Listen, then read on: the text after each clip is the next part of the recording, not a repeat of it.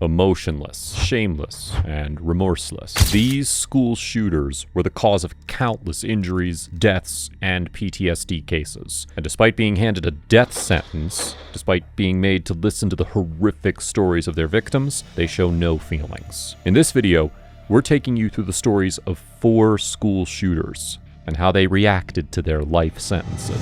Someone you never met, you never had anything to do with. That's what you did.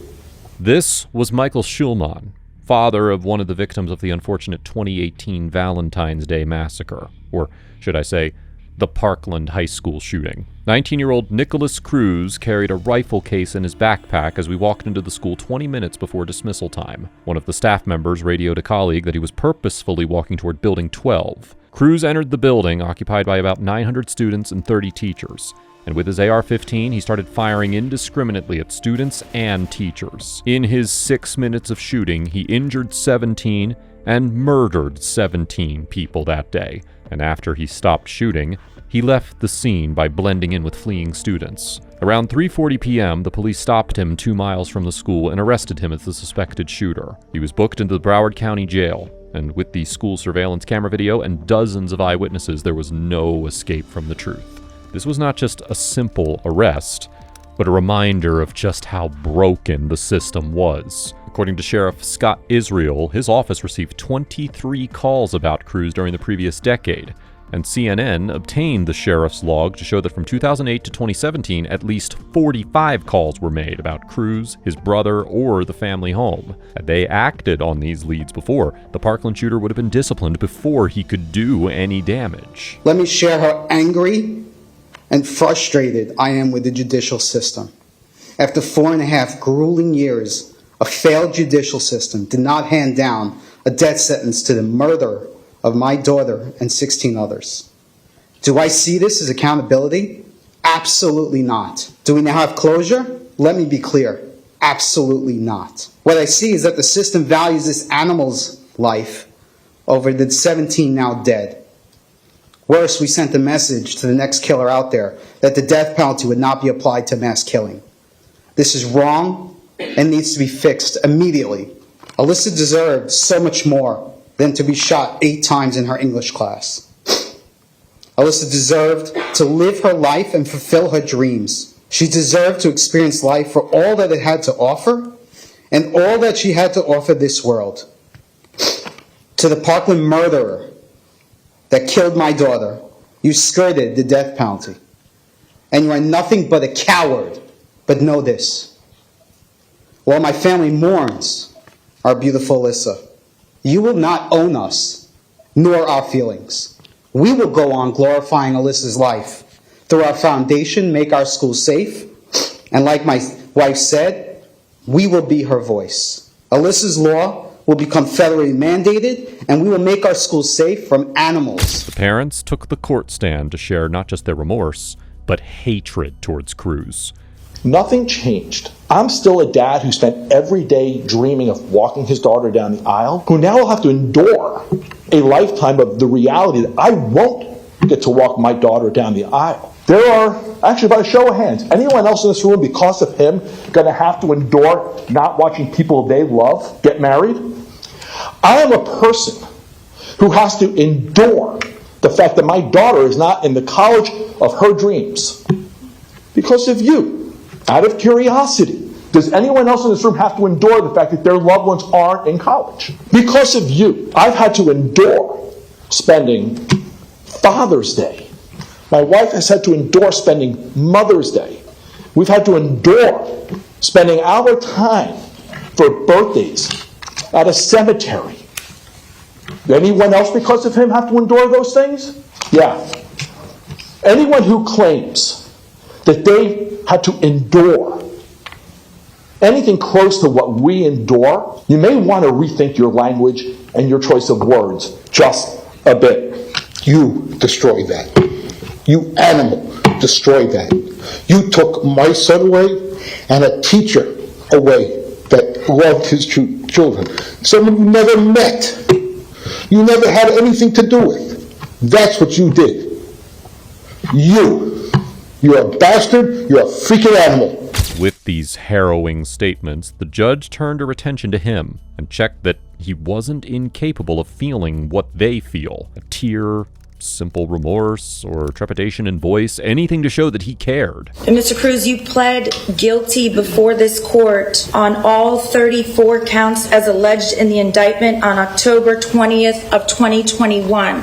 At that time, I questioned you in depth as to your ability to understand the proceedings, your ability to consult with counsel, your ability to follow along. My observations of you during the course of the trial, including today, are that you are in fact following along, that you are in fact consulting with counsel when needed, and that you are not having any difficulty understanding the proceedings here today. Sir, has anything changed since the time that I accepted your plea, other than the fact that during your plea you were not on medication, and it's my understanding that you are now on medication? Is that correct? Yes. Are you taking your medication as prescribed by your medical physicians in the jail? You're not taking any more or any less. Is that correct?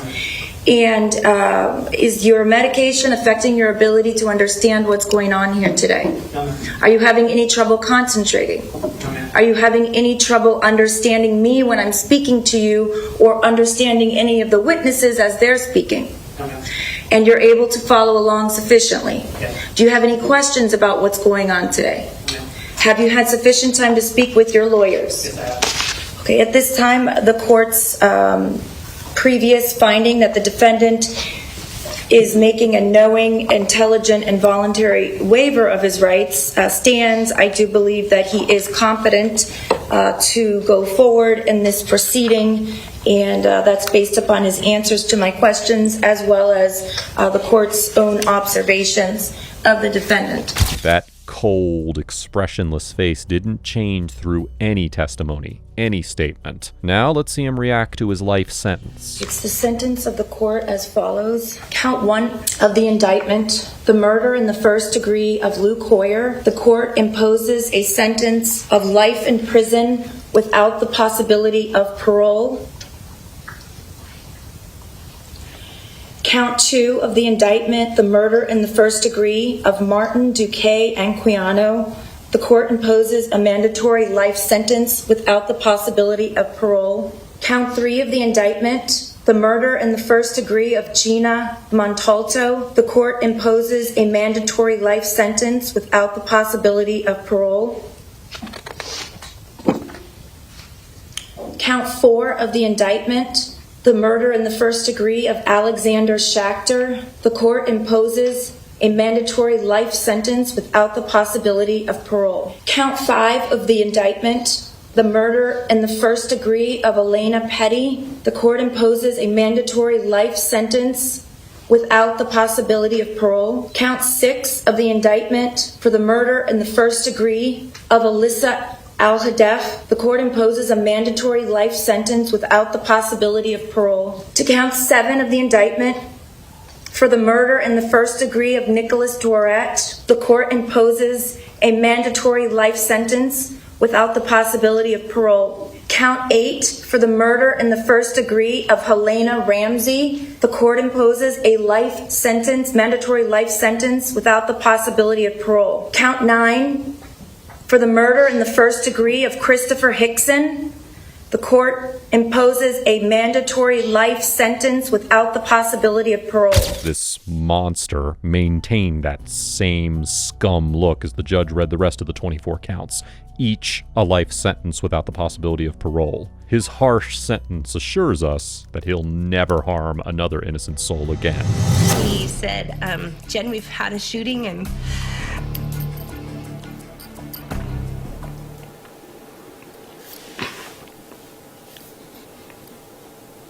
Grace has been shot. Now, you'll be pleased to know that these parents, Jen and Eric Jensen, didn't lose their daughter, Grace, in the Freeman High School shooting incident, but there still were casualties. On September 13th, 2017, a tragic incident unfolded at a school involving 15-year-old Ben Sharp.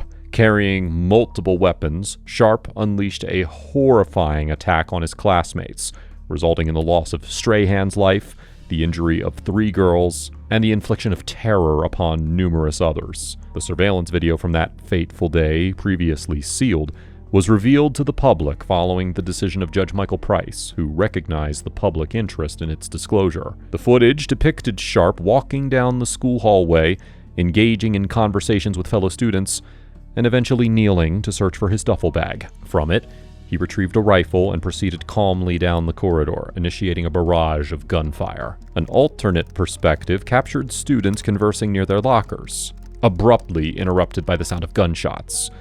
Panic ensued as they fled the scene. Sharp's movements were then observed as he advanced down the hallway, eventually kneeling and placing his hands on his head. In 2022, Sharp pleaded guilty in the Spokane County Superior Court. Throughout his trial and subsequent sentencing hearing, Sharp displayed unyielding stoicism, exhibiting little to no emotion. The Superior Court judge, Michael Price, delivered a sentence twice as long as what the defense attorneys had requested, a decision that left Sharp impassive. Witness the brutality bestowed upon children has to be one of the worst things in the world. I think about how much Sam was loved and how dearly he is missed by his friends and family to this day. Congratulations, Caleb. You have made people fear for their safety in some way, shape, or form for the rest of their lives. His family's statements sounded like they were confused about what Caleb's capable of. It is so hard to fathom that Caleb was such an instrumental part of that horrible September 13th day, 2017. There is no acceptable excuse for what Caleb did that day. He takes full responsibilities for his actions. I do not believe it was the real Caleb Sharp that was involved in this shooting.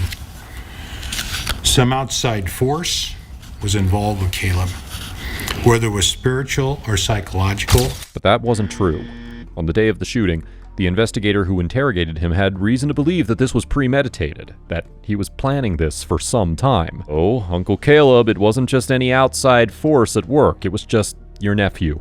Throughout these statements, you can tell he's trying to be stoic, but with such strong victim statements, it's hard not to cry. I think Caleb deserves the maximum sentence because people who have the will to walk into a school, which is supposed to be a safe setting, and commit murder in cold blood should never walk the streets again amongst us. This is why, in his final words, he was brief, but apologetic. I spent a lot of time thinking, what exactly would I say when I did get a chance to speak?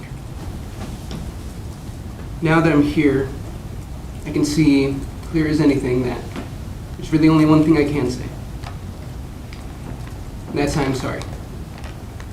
I'm sorry to this entire community. I'm sorry to every single person I forced PTSD upon. I'm sorry to all the people who can't go out in public anymore. I'm sorry to the people who can't sleep at night in fear. I'm sorry to everybody who I stole their innocence and high school experience.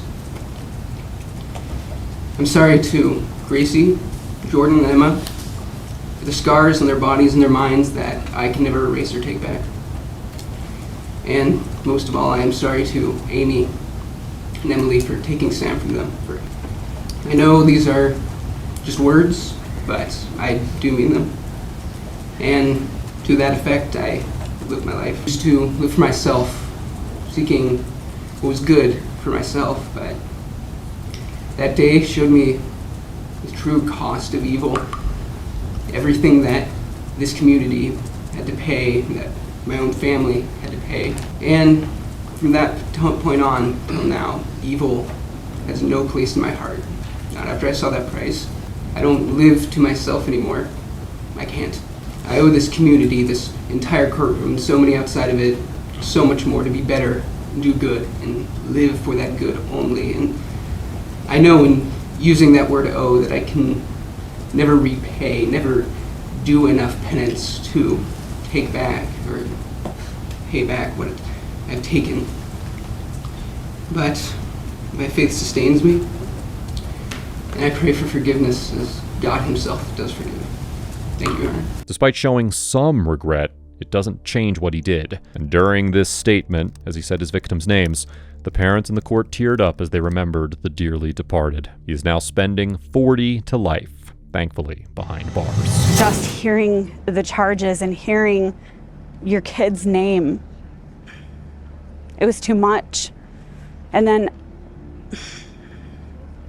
it's also incredibly difficult because I seen my son cry, but I think about there are 4 families that don't get to see their kids cry. It's incredibly sad, and it makes you so angry at the same time. And it's not over. This was Aiden Watson's mother, a survivor, thank God, of the unfortunate 2021 Oxford High School shooting. It's a miracle he made it out alive, as he was one of the first few who saw 15-year-old Ethan Crumley, who murdered 4 students and injured 7. Ethan's chilling actions were captured by surveillance footage as he entered a bathroom carrying a backpack. However, a minute later, he emerged without the backpack, now armed with a semi-automatic handgun. Without hesitation, Crumley began firing at students in the hallway during the busy transition between classes when many students were in motion. Chaos erupted as students attempted to flee, but Crumley continued down the hallway with calculated and deliberate steps, targeting classrooms and those who were unable to escape. Eventually, he sought refuge in another bathroom. Fortunately, the swift response of students and staff to the gunshots prevented Crumley from entering any of the classrooms.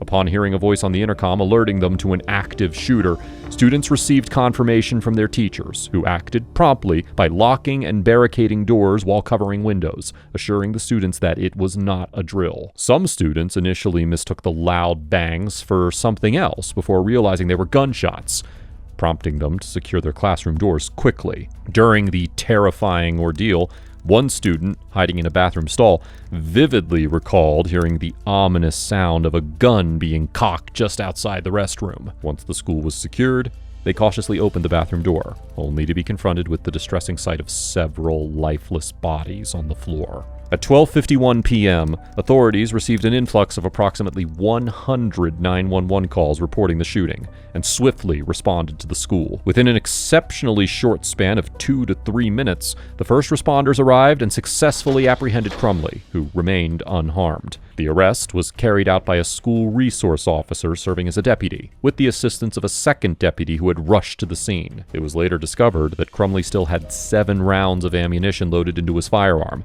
along with 2 15-round magazines when he was apprehended by the deputies. During the execution of a search warrant, law enforcement recovered a 9mm Sig Sauer SP 2022 semi-automatic handgun and at least 2 15-round magazines from Crumley, while a third magazine was found at the school. Sheriff Michael J. Bouchard stated that James Crumley, Ethan's father, had purchased the firearm legally from a local gun shop on Black Friday, 4 days before the shooting. It was later revealed that Ethan had accompanied his father during the purchase and had posted about it on social media later that day.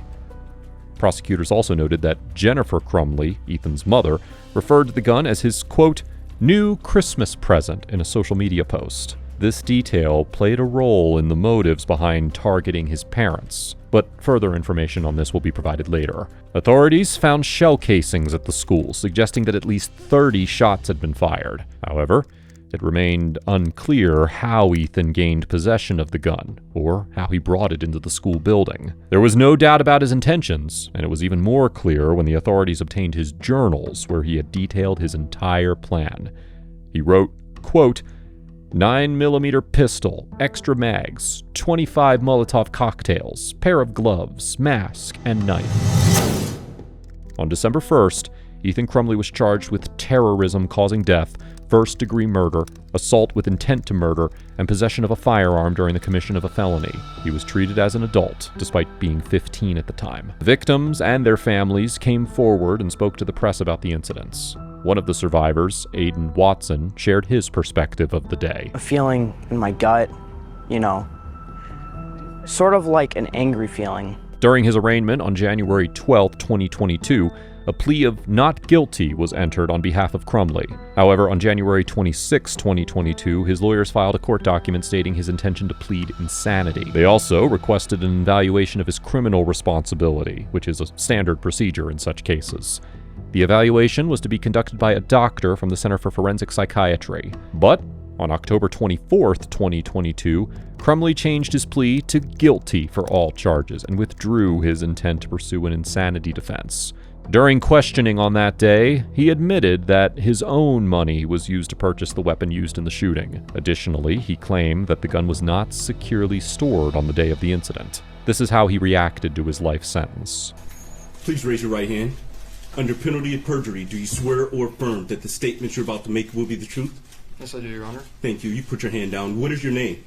Ethan Robert Crumley. And Mr. Crumley, how old are you? I'm 16 years old. Can you read, write, and understand the English language? Yes, sir. Can you hear and understand me, the prosecutor, as well as your attorney? Yes, sir. Are you satisfied with the advice your attorney is giving you? Yes, sir. And you also have been appointed another court-appointed attorney as well as a legal guardian ad litem. Did you have an opportunity to speak to your legal guardian ad litem? Yes, sir. And having spoken to your legal guardian ad litem, are you still prepared to proceed this morning? Yes, sir. And you're comfortable with proceeding? Yes, sir. You understand that you have the right to have an assistance of an attorney throughout all proceedings, and if you cannot afford an attorney, the court would appoint one for you? Yes, sir. You understand that you will be pleading guilty to count 1, terrorism causing death. That is a felony where you face up to life without parole or a minimum sentence of 25 to 40 years and a maximum sentence of at least 60 years. You may have to reimburse the government for expenses incurred from the violation. You're also charged in count 2, first-degree premeditated murder. You understand that the maximum possible penalty you face here on the underlying offenses is up to life in prison? Yes, sir. And that would be life in prison without parole. You understand that? Yes, sir. Is it true that your actions on November the 30th, 2021 caused the deaths of Madison Baldwin, Tate Muir, Hannah St. Juliana, and Justin Schilling? Yes. Is it true that the firearm that you used on November the 30th was purchased on November the 26th, 2021 by your father, James Crumley? Yes. Is it true that you asked him to buy that firearm? Yes. Is it true that you gave him your own money to buy that firearm? Yes. Is it true that you picked that gun out to buy? Yes. Is it true on November the 30th, 2021, when you obtained the firearm, it was not kept in a locked container or a safe? Yes, it was not locked. People are satisfied. Thank you. The court adopts the people's voir dire as its own. With that being said, defense satisfied as well? Defense is satisfied. Thank you. Does the prosecutor and the defense attorney agree that the court has complied with sub-rules B through D? Yes, Your Honor. Thank you. The court finds the plea to be voluntary, understanding, and accurately given, and I accept the plea.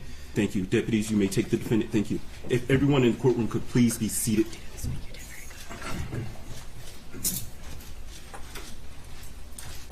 Following the announcement of charges against Ethan Crumley, prosecutors filed criminal charges against Crumley's parents, Jennifer and James, in connection with the shooting incident. They emphasized the importance of responsible gun ownership in preventing tragedies, and emphasized that those who are negligent in handling firearms should face legal consequences. Subsequently, after charges were officially announced against Jennifer and James Crumley, state authorities issued an alert when it was discovered that the Crumleys had left the Oxford Township area. Despite being expected to surrender with their attorneys, they failed to do so. During the early hours of December 4th, around 2 a.m., the police apprehended the couple after locating them in the first-floor room of a nearby commercial building. They were promptly arraigned on the same day and pled not guilty to the charges brought against them. Bail was set at $500,000 each for Jennifer and James. All three family members, including Ethan, were held at the Oakland County Jail. As a precautionary measure, they were placed in isolation, placed under suicide watch, and prohibited from interacting with each other indefinitely. Hi, Chardon High School, we had shots fired, gunshots, multiple gunshots. On the morning of December 27th, 2012, 17-year-old TJ Lane shot 6 students at Chardon High School in Ohio. Out of those 6, 3 survived and 3 died. According to the reports, an alarming incident unfolded in the cafeteria at around 7:30 a.m. when a boy abruptly stood up and initiated a shooting, creating a state of chaos. Surveillance footage captured the harrowing scene, revealing Thomas T.J. Lane as the perpetrator. Armed with a handgun, Lane targeted 4 male students seated at one table, injuring them, while another student sustained wounds. After the attack, Lane fled the school premises. However, teacher Joseph Ritchie and football coach Frank Hall bravely pursued him, chasing him out of the school. Law enforcement swiftly apprehended Lane outside the school, close to his parked car on Wooden Road. By now, you've seen Caleb's coldness, Ben's confession, and Ethan's guilty plea. But now, you're about to see Lane doing the absolute worst. Mocking. Please be seated.